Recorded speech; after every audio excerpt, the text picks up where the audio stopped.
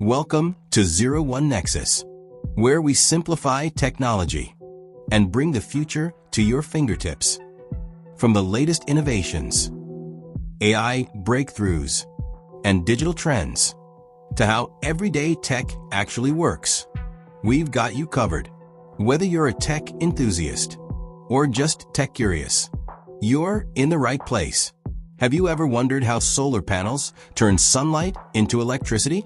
It almost feels like magic, but it's pure science.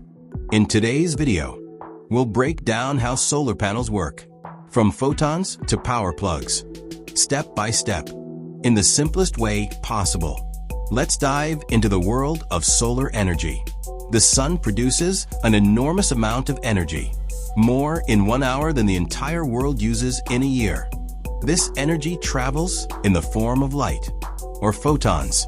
Solar panels are designed to capture these photons and convert them into usable electricity. But how exactly does that happen? This process is called the photovoltaic effect, and it's the backbone of solar panel technology. Let's take a closer look at what's inside a solar panel. A typical solar panel is made up of many solar cells, usually made of silicon. Each cell has 2 layers, one positively charged and one negatively charged, creating an electric field. On top is a glass layer to protect the cells. Below that, there's an anti-reflective coating, wiring, and a backing layer.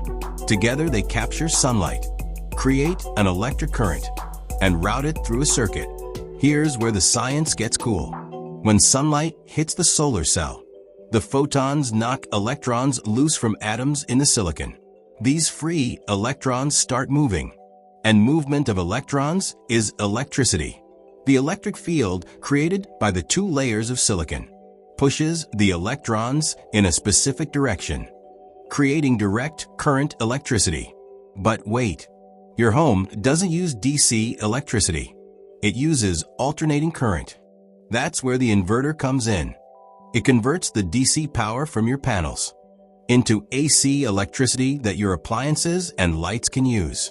This AC electricity can now power your home, be stored in a battery, or even be sent back to the electric grid. If your system produces more electricity than you use, many utility companies offer something called net metering. This means you get credit for the excess energy you send back to the grid. Alternatively, you can store the extra power in a solar battery, allowing you to use solar energy even when the sun goes down. Most solar panels convert about 15% to 22% of sunlight into electricity. That might not sound like much, but it's enough to power homes, buildings, and even cities. Efficiency depends on location, weather, time of day, and even the angle of your panels. That's why professional installation and good positioning matter. Solar technology is advancing fast. We're seeing transparent solar windows, flexible panels, and even solar-powered cars. As prices drop and efficiency rises, solar is becoming a key player in the transition to clean energy.